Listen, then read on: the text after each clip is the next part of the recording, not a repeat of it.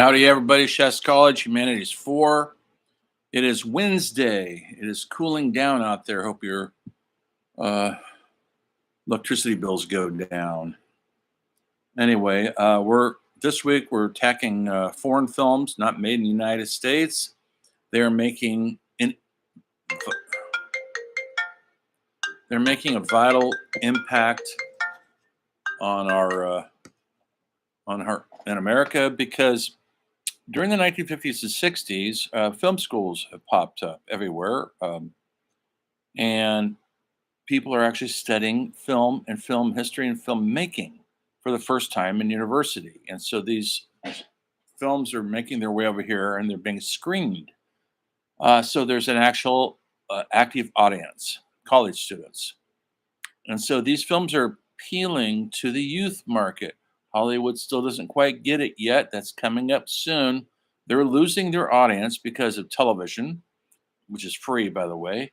And they don't know how to get the kids into the movie theaters because they're still trying to make films that appeal to an older generation.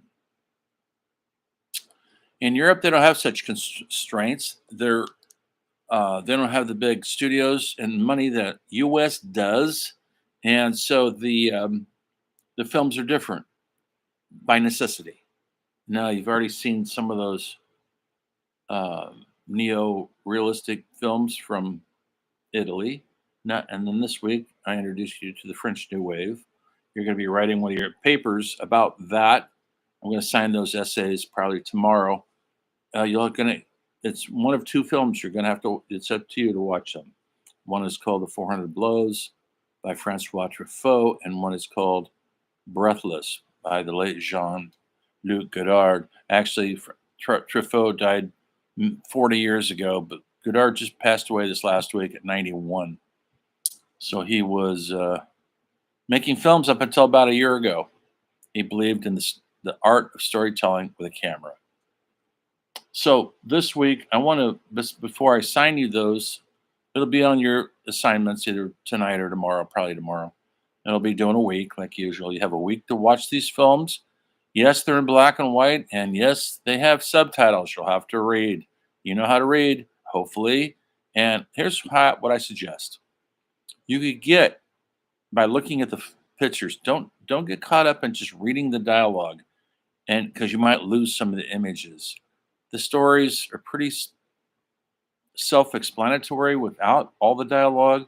And so don't try to ruin the movie by just reading the dialogue and then looking up and missing the visual stories or the acting and the performances, the camera work, the direction. So I know it's a discipline. I have seen hundreds of foreign films, and it's a discipline to learn how to look at the dialogue real quick, give it a good glance, and then pay attention to the images because that's what's telling the story. I bet most of you haven't seen a foreign film with subtitles. You've probably avoided them. Well, we can't avoid them this week. That's part of your assignment. It's part of your education. You're lucky because it's going to open up a whole new world to you in cinema if you're interested in that type of thing. Cinema isn't just the last 5 years of Marvel Comics. It goes back over 120 years. We've gone through a bunch of it. We've gone through all these decades now. Coming up to the 60s, but not the 60s, not the hippie 60s. This is early 60s. And the things are changing big time. And before I talk about the foreign films I want to cover today, which are films by Italian filmmaker Federico Fellini, Swedish filmmaker Ingmar Bergman, Japanese filmmaker Akira Kurosawa, which had a huge impact on American audiences, American filmmakers, and they still do, by the way. I wanted to talk a little bit about your aversion to black and white. I understand you didn't grow up with black and white. You don't have to grow up with it to appreciate it. A lot of you can't wait for the first color film. Maybe Rebel Without a Cause was your first color film. Because you think it's going to elevate the art form or the acting. Not so. Black and white makes you focus on story, makes you focus on faces, and a lot of filmmakers like Bergman didn't ever want to work in color ever, and he could have worked in color forever. He did towards the end of his life, but through the 50s, 60s, he didn't want. He had choice. He chose to work in black and white because he could focus on what he needed to focus, which was the actor's performance and the story. Color can get in the way of the visuals. It's all too bright, colorful, and sometimes, believe it or not as easy to focus on the actual acting. Someone in their paper recently said, I can't wait for the acting in the color films. It's going to be so much better. Well, you're going to learn in this class that these old classic movies that are in black and white, yes, they're still making movies in black and white, folks. The acting is as good as it gets. It doesn't get any better in color. There's no distractions in black and white. It makes you focus. And Orson Welles, I'm reading your Orson Welles papers right now. Just about every one of you have said, "Oh, the movie's in black and white." I'm not sure what the point of saying that because it's obvious. Yes, it's in black and white. Move on from that.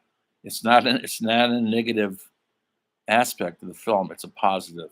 Orson Welles never wanted to film in color, even when he was in his later years, because he said black and white is the holy truth. That's hard for you to believe. It's a discipline like everything else, like learning an instrument or playing a sport. You've got to be good at it and you've got to be disciplined. And once you do, you'll go down the rabbit hole and you'll never come back the same.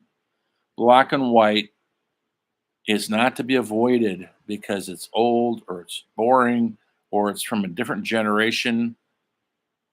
This year, there was a movie called Parasite that won the Academy Award 2 years ago from Korea. It was in black and white, folks. Won for best Oscar for best picture. The year before that, there was a film Roma from Mexico that was in black and white and it won an Oscar. Filmmakers love filming in black and white. It focuses their attention on the vivid details of people's lives, not the backgrounds or pretty skies or pretty colors or costuming. It lets you focus like a laser on the things that are important in storytelling. And black and white definitely does that. In this next decade that's coming up, the 60s, we're going to be out of black and white, and you'll be happy to be all in color with a few exceptions. Martin Scorsese filmed his brilliant movie Raging Bull in 1980 that won the Academy Award. Raging Bull with Robert De Niro in glorious black and white. So people still want to film that way, and it looks different than the old days because now the cameras are better. Film stock is more alive and vivid than it used to be. And with modern soundtracks and acting, I think black and white is more acceptable to a younger generation. Be that as it may, I want to also talk about the essays a bit. I'm still getting so many essays that are explaining the plot. I think I've gone over it quite a few times in the assignment, how to break down the film. Look at the script, look at the direction, themes, symbols, performances, music, camera. You don't have to be a filmmaker to understand those things. A good script is a good script. What the actors are saying and doing is written down. Yes, folks, it's not made up. It is, but it's written down. The camera is not an accident. It takes planning. The lighting isn't an accident. It takes art, planning, and a vision. And that's what a director brings to a movie. That's when I ask you, what do you think of the direction? That means the visual vision is the direction. The performances, anything going on in front of the lens is the director's staging of the film.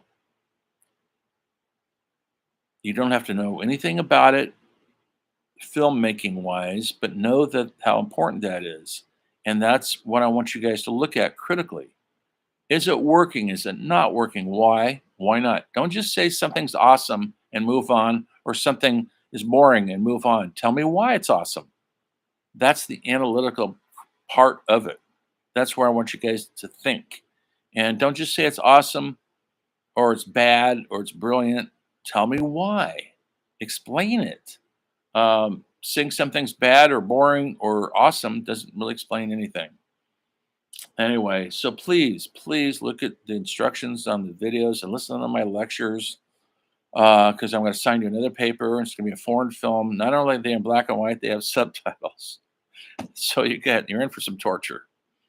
I hope you don't feel that way once you start watching these movies, because the visuals and the performances and the direction and the scripts and the lighting and the camera and the themes are so important and so well played out. These are classic French New Wave films that changed the entire groundwork on Hollywood films, because the Hollywood people that are coming up next in the 60s, they're not there yet, are going to film school and they're studying these films. And they're going to try to, those films are influencing them into what they're going to do in the 60s and 70s, which is coming up. That's not until later on, probably next week. Anyway, or maybe in 2 weeks. I'm not sure yet. In the meantime,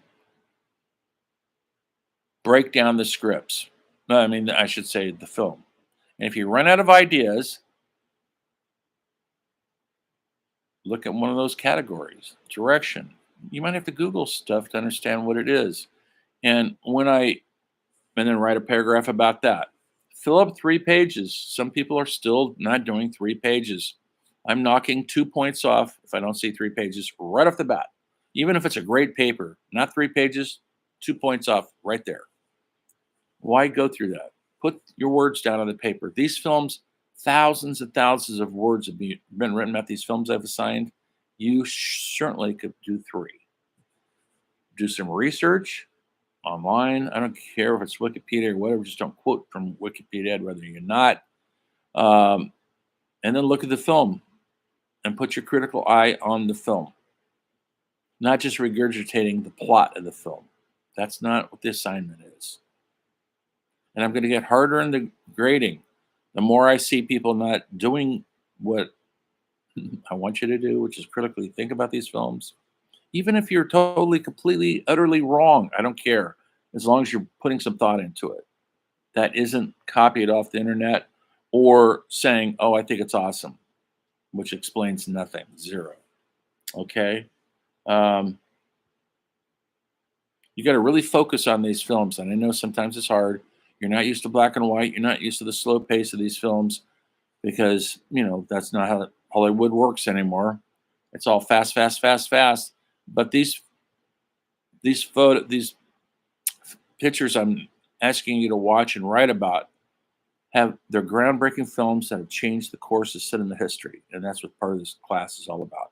And also, make sure you look at the context of the time these films were made. Like Breathless and 400 Blows were made in the late 1950s in Paris, France. What was going on in those days? They were coming out of World War II. Remember, they had been occupied by the Nazis. It was starting to be revitalized. People were going back to work. The jobs were happening. Paris was not bombed, so it's not a bombed out town like Rome was in those Italian neorealism films. Rome was bombed. Fighting took place there. Germans were defeated in France, and they split the scene in Paris, even though Hitler said blow it up. Hitler actually ordered his guys to put bombs, dynamite the bridges, dynamite all the famous museums, everything, and they didn't do it. They didn't do that order because Hitler felt if he couldn't have it, nobody was going to have it. So there was probably some generals who lost their lives over not following his orders. That's how he operated. You didn't follow his orders, you were executed. So it's a tough thing to turn down of his orders. So, and then look at the context of the Cold War, our war or issues with the Soviet Union, and how our issues are affecting all the whole world because they look to us. Maybe not so much anymore, but they did in those days. We were the world leader, the richest country. We had the Hollywood studios. France didn't have any of that, but they had dedicated filmmakers who were just as passionate about storytelling, not for profit, not for trying to make a bunch of money, but to actually tell a story of our collective humanity. And that's what these films do. Okay. So I'm not sure where these films are. They're probably on YouTube. You might have to pay for them. I'm going to look see if I can find some free ones. Check out Canopy. That's always a good source. You have to have a library card for that. Hope it's on there. They should be there. I put these films at the Shasta College Library 5 years ago. They should still be there, but I don't know if they're streaming. So we used to show the films in my class, and so I'd show them a DVD. So everything's streaming now. So I don't know if they have streaming on these films. I've requested it, but their budgets are limited, and I can only get so much. So hopefully, you don't have to pay more than $2 or $3 for these things. It's well worth it. You're never going to forget them, hopefully. Anyway, okay, so you're assigned those two French New Wave filmmakers, Francois Truffaut and Bergman. But in Italy, Federico Fellini, who was considered, master filmmaker of Italy, still is. Most people think of Italian filmmaking; they think of Fellini. His films are so vivid; they have shown up in the lexicon as Fellini-esque. There's a style to it. Absolutely. He likes a lot of characters, very vivid, lots of like opera in a way, lots of things going on. And he was very much influenced by his boyhood when he went to the circus. And so his movies have a kind of a circus like, there's lots going on, and you really got to pay attention and focus. And his breakthrough film, probably in this country, was called La Strada, made with two American actors, really, Anthony Quinn and Richard Basehart, and Fellini's wife at the time. And it's about post-World War II Italy, and this man has a little tiny circus of one tent that he drives around on the back of his motorcycle. He's a strong man, and that's how he makes money. He goes from town to town, puts up this little tiny tent, and then he hires this woman to be kind of a comic relief, but he mistreats the hell out of her and sexually mistreats her. He's a real pig with her. And finally, in the meantime, he hires another guy who's kind of like a court gesture or a fool, you might say, a clown. And they're all entertaining the kids, but these two guys don't get along very well at all. And in the meantime, the one character actually kills the other character. That's how bad he feels. That's about their hate for each other. And the woman finally disappears. She says, "I've had enough. I don't want to live with you anymore." And at first, he's bravado. Years later, he runs into her again. Now he's a broken man living homeless. And he has nothing but regret of how he treated her and treated the guy he beat to death. It's a tough film, brilliantly played by actors who were speaking in Italian, a language they didn't understand, except for the woman. La Strada means the road, because these people are on the road on this motorcycle going town to town. You get a good viewpoint of what post-war Italy looks like. He went on to film later on groundbreaking films like La Dolce Vita and 8½. And he worked on films till he died. He's working on films in the 80s. He died in the early 90s. He's the godfather of Italian cinema. He is as big as anything in America. John Ford, Howard Hawks, Alfred Hitchcock, he's up there with those guys. I'll show you some film clips. So look out for some film clips on Mojo in the Canvas. And I do hope you look at these film clips. I know you've got to, I don't have you do too much reading in the book. I don't have you do, but you got to watch these documentaries. It's important, and also listen to my lectures to get a flavor of what's the film history and how it relates to us and our humanity. In Sweden, Ingmar Bergman made about 45 films in 45 years. That's a lot, folks. Every summer he filmed during the summer in Sweden, which is very short season, by the way. Their highs in the summer are 70 degrees. It's dark most of the year there. And he was also the creative director at one of their most prestigious live theaters there. He directed plays. He directed and wrote films starting in the 40s. But it wasn't until the 50s that he started really getting internationally known with his film, The Seventh Seal,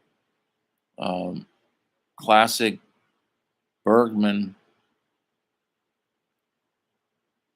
and then Wild Strawberries was another one of that era.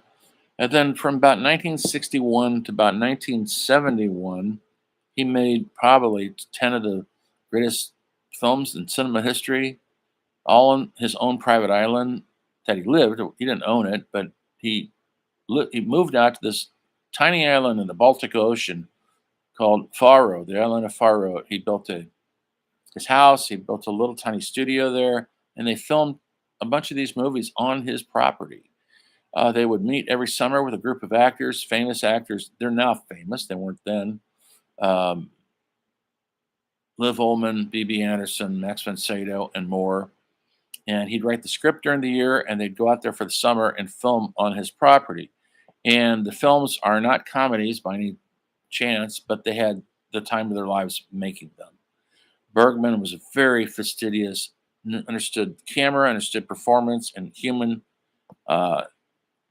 condition. He loved a close up. He said the eyes are the mirror's soul of the characters, and so he focused a lot of close ups to tell a story, not just dialogue. It started with there's so many of them. Through a Glass Darkly, Winter Light, Hour of the Wolf, Persona, one of the best films ever made in the history of cinema, Passion of Anna, Shame, all filmed on this very small budgets. They'd have, compared to Hollywood budgets, they'd have $100,000 maybe.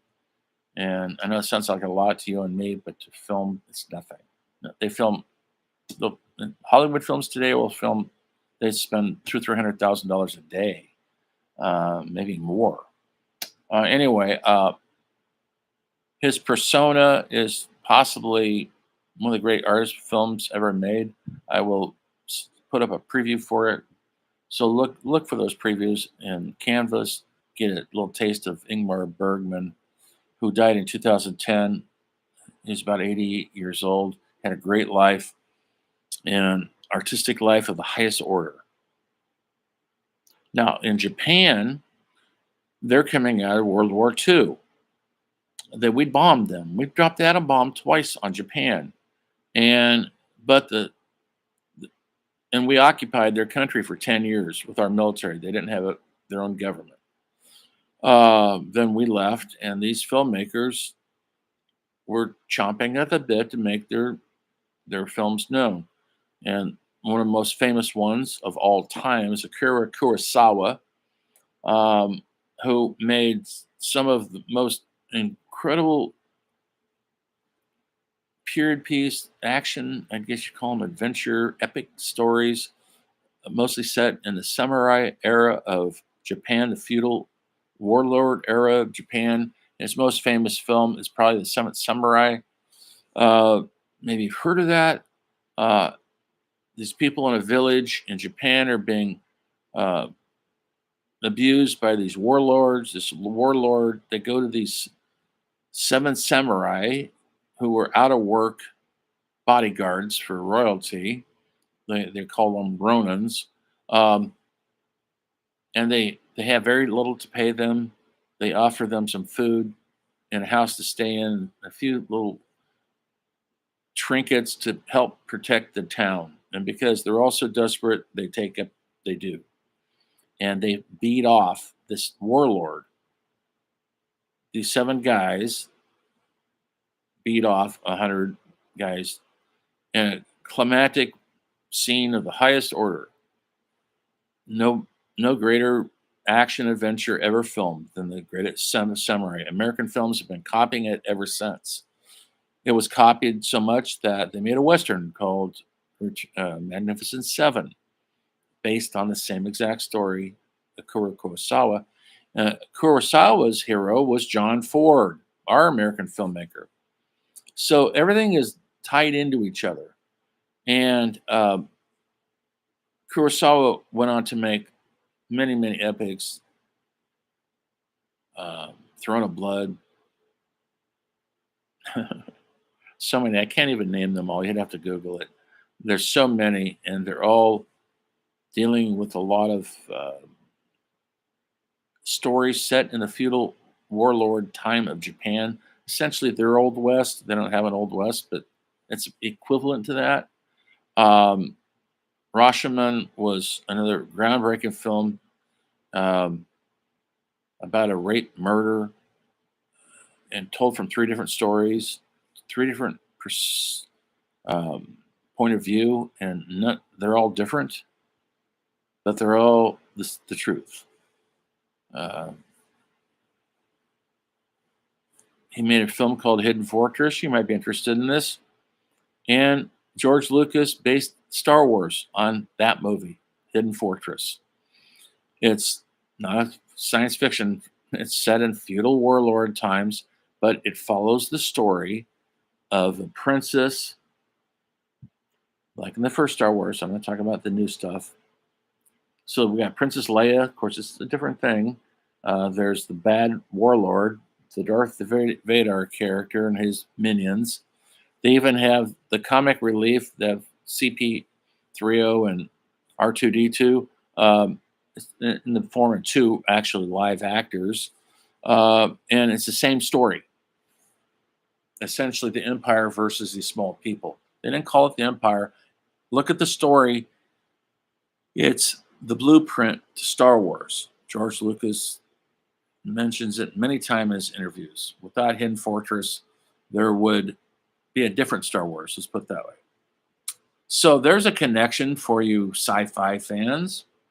Hidden Fortress. I dare you to watch it. I do. Have at it.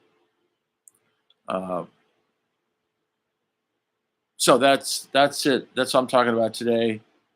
I've already talked too long. Look for these things on Canvas.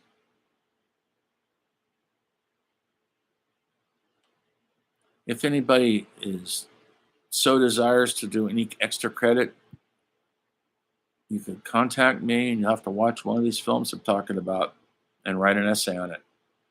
You can watch Hidden Fortress, you can watch Seven Samurai and do a paper on it, but you got to contact me first.